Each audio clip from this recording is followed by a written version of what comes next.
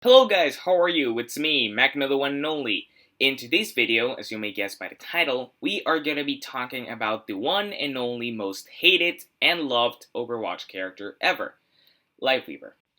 So before we properly start with the video, I do want to clear a few things out.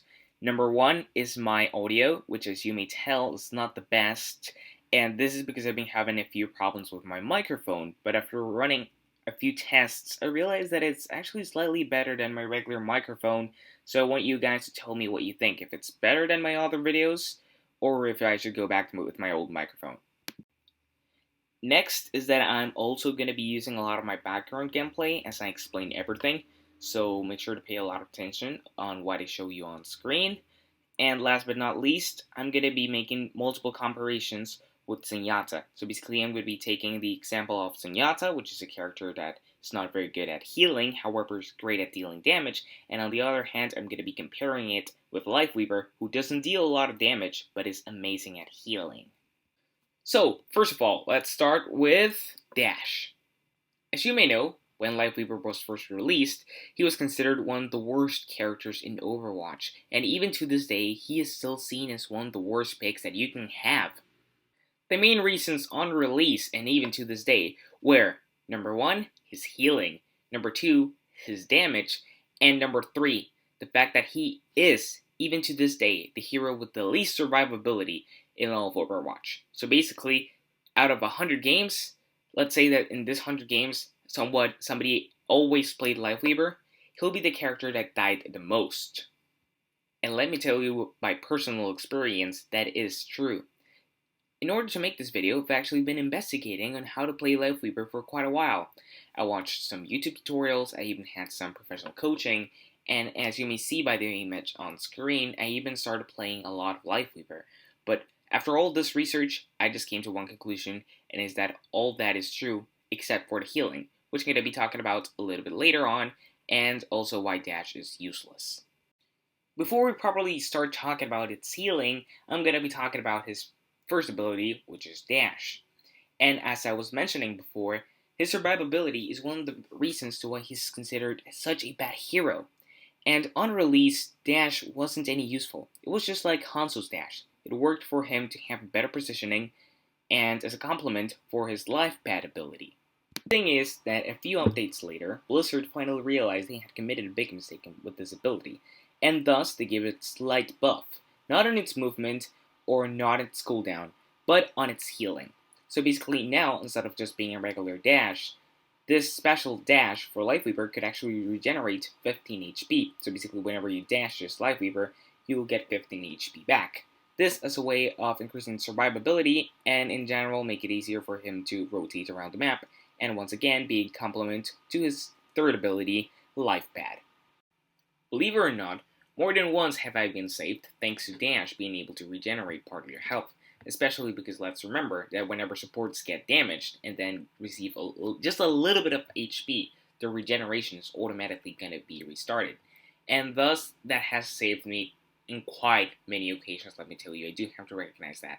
So I just wanted to clear that out of the way. It has helped in comparison to how it was released. So basically it is far better now that it can actually heal, unlike how it was in the beginning. However, I still think it's useless, and it's for one single reason. And it's that the movement in general is not very good. Yes, it was designed to, well, its main objective, the main objective of the ability in general, was to help the player move around the entire map and rotating alongside with Life Pad. However, I feel you could do exactly the same as you do with Lifeweaver with the Life Pad without needing the dash. And once again, yeah, it has saved me more than once, but that doesn't make it an ability that I think it's useful for the character. If you wanted to increase its survivability, then make the character more aggressive. So in that case, what you need to do, instead of buffing the dash, you'll need to buff the damage. So, as I was mentioning before, on release, Lifeweaver's healing was terrible, and this is because it used to take him 1.2 seconds to heal 65 HP to an ally, and his maximum charger was of 15. However, after the buffs he got, once he got officially released to the public, where that it exactly 1 second to charge up his heal to a maximum and went from healing 65 to 75. Not to mention that his magazine got increased from 15 to 20, which is a buff that I really feel like the character needed. However, this caused another problem, which I'm going to be talking about later. Well, it's not so much of a problem anymore. Back but when he was first released, yes, his healing was very bad.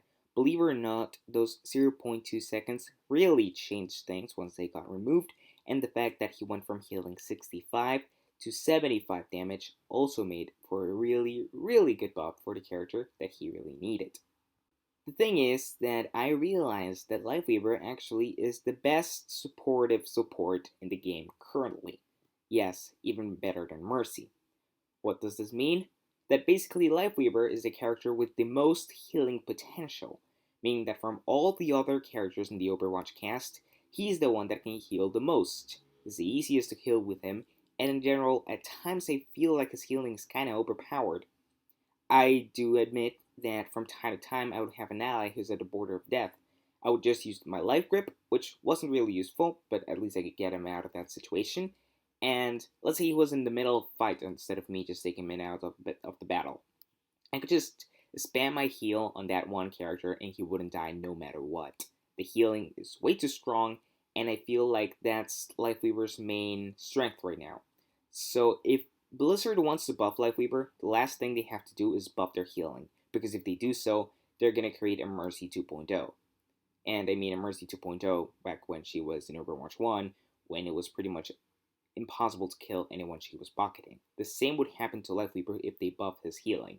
So I feel like whenever we're talking about Lifeweaver's healing, they should just leave it how it is and don't touch it. Not anymore, not nerf it, no buff it, just leave it like that. Now I am gonna talk about Lifeweaver's Life Grip. On release, Lifeweaver's Life Grip could help players start trolling their teammates by pulling them off the map and getting free kills. Obviously, these kills wouldn't count, but people would make fun of it and sometimes even abuse of this ability. Not to mention that the cooldown was 30 seconds long, the same as Baptiste's Immortality Field and Mercy's Resurrection, as well as not having any healing. However, after Lifeweaver got buffed, they made it so it was impossible for players to pull off allies from the edge of the map. So basically, players could no longer troll with Lifeweaver. And also, they made it so whenever you life gripped someone, they would regenerate 50 HP instantly. In general, Life Grip is an amazing ability. I think it should stay just like how it is, the same as the healing. So basically, don't touch the healing nor the Life Grip. I don't know how could they solve the issue with the dash, maybe increasing the range it has or decreasing the cooldown. I really don't know how would they make that ability work, but the Life Grip in general is perfect. It's a really good ability. It can change how battles go on, especially because it can save your tank or any important support in your team. So that's a very good ability. Don't touch it, don't nerf it. That's great.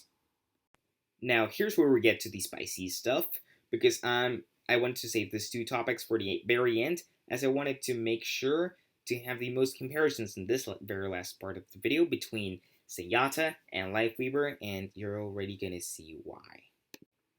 We all know and love Zenyatta's ability, ultimate ability to be more specific, which is Transcendence. All of us love whenever Zenyatta just starts running around and suddenly pops his ultimate, makes his entire team unkillable, and whenever you're on his team, so basically on Zenyatta's team, you can just have the time of your life, chill, shoot around, and you know you're not gonna die because that ability makes you semi-immortal. But on the other hand, we have Tree of Life. And these two ultimates are actually kind of similar. They have the same concept. It's this huge range where all of your allies are supposed to be immortal, right? Well, turns out Zenyatta's Transcendence and Lifeweaver's Tree of Life are quite different. Although their range is almost exactly the same, so basically you can heal in the same range, Zenyatta's ultimate is portable. So Zenyatta, the Zenyatta who uses his ultimate, is able to move around as he is immortal himself. So Zenyatta himself is immortal, and he can move around alongside with his team. However, Tree of Life is not like this. Once you pop your ultimate, not only you're completely in the open because most of the time you need to be in a pretty wide space in order to use your ultimate, but the healing that it provides to your teammates is so very low that at times it's just better for you to run around using your own healing rather than let tree do its job because it's not gonna make it. And also you can't move it. So once you place down your tree, if any teammate gets out of that area, it's gonna die. Or sometimes even when they stay close to the tree, because well, there's just nothing you can do while it's healing you because the healing that the tree does is way too low. And Lifeweaver himself, the player who is using Lifeweaver, is also mostly gonna die. Now, although it is true that Zenyatta's ultimate is by far the best ultimate in the entire game, whenever we're talking about healing, yes, I'm not exaggerating, it's actually the best ultimate whenever you want to heal your teammates. It is true that whenever Zenyatta is not using his ultimate, he's not a very supportive support. This because the only way he has to heal is by using his Harmony Orb, which is really hard to put on players and in general doesn't heal a lot. So here's where both characters differ. We have on one hand a character that is amazing at healing 90% of the time, which is Lifeweaver, but his ultimate is useless. And on the other hand, we have Zenyatta, whose ultimate is extremely powerful, however, is not very good at healing whenever he's not using his ultimate. But Magno, if you have one character that can heal a heck of a lot, but not deal any damage, and on the other hand, you have a character that can heal barely anything except with his ultimate, why would you want to go Zenyatta over Lifeweaver? Here's the thing, and it's that people who play Zenyatta is actually not because of the healing. Nobody plays Zenyatta because of the healing. The main reason to why people play with Zenyatta is because of his Discord Orb. As we all know, Zenyatta's secondary ability is Discord Orb, which makes it so whenever your teammates start shooting at any enemies, they'll receive 20% more damage, which, believe it or not, is actually quite effective. And whenever people are going Lifeweaver, and yes, this includes top 500 players, Overwatch League players, even the World Cup, whenever they wanted to go with Zenyatta, is because of his damage. So summarizing, in one hand, people prefer to go with Zenyatta because his ultimate is great at healing and deals a lot of damage, but people don't want to go with Lifeweaver because he's extremely easy to kill, he deals no damage, and although his healing is pretty good, he doesn't do anything else. While Zenyatta can heal his ultimate, deal damage, and believe it or not, he has more survivability than Lifeweaver because he's able to fight on his own. If Lifeweaver isn't with the team, he's gonna die. But Zenyatta can actually fight off by himself. Not to mention that he has shields, which make it easier for him to regenerate on itself. So Zenyatta has more survivability, damage, and healing with his ultimate. After we're done comparing Lifeweaver with Zenyatta, I wanted to start talking about his third and final ability, which I wanted to talk about at the end, which is the pedal platform. This ability, as I've mentioned many times throughout the entire video, was originally meant to be a complement for his dash.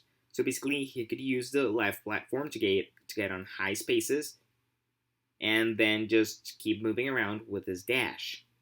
Well, it turns out after having over 7 hours of gameplay with Lifeweaver, I realized that Life Pedal doesn't quite work that well whenever you're trying to move around the map.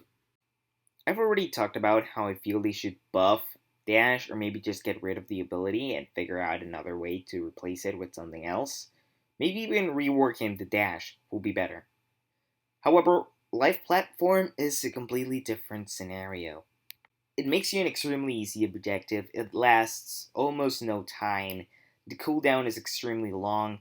I feel like the ability in general just isn't balanced, but I mean it in the wrong way. We usually use that term whenever something's broken, but in this case, it's way too weak. It's not as useless as Dash, and I figured out that maybe a way of making it stronger, it'll be by doing the same as Blizzard has already done with Sigma's Shield. As you may know, Sigma's Shield works the next way. So basically, whenever you want to use your shield, it's like Reinhardt's barrier. You can place it down, and as long as it doesn't break, you can just pull it away and put it back again whenever you want to, as long as it doesn't break. I feel like if Blizzard did the same with Lifeweaver's life platform, it'll be so much better. So basically, you could use your pedal platform with no limits as long as it doesn't break. In that case, it'll be so much more worth it. And in general, I feel like that'll be far better for the character. So, thank you all so much for watching today's video. In case you're wondering why I called it the Lifeweaver Paradox, well, this is because it just doesn't make sense. His survivability is extremely low, although he's able to self-regenerate thanks to his dash.